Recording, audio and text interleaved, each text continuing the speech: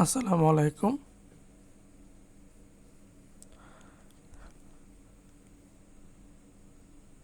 সূত্রকে সরল করতে হবে। শুরু করি। এখানে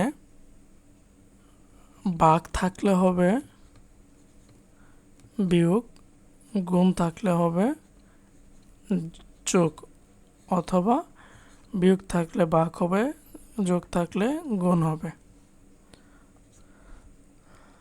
তাহলে এটার বেস হচ্ছে x, b minus c into b plus c, এবং অনুরূপভাবে x power c minus a, c plus a, x power a minus b, a plus b.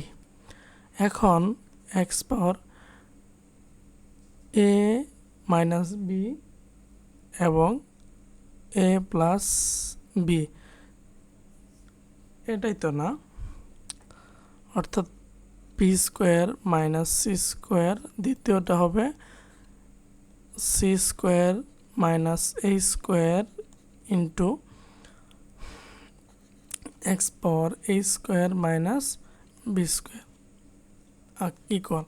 এখন প্রত্যেক তিনটা রাশির ভিত্তি হচ্ছে এক্স নিলাম, B square minus C square.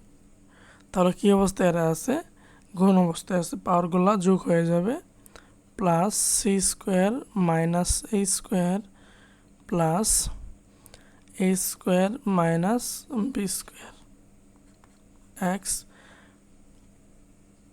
Plus b square minus b square শেষ, zero, minus C square plus c square zero, minus a square plus a square equal zero, আর x power zero equal 1।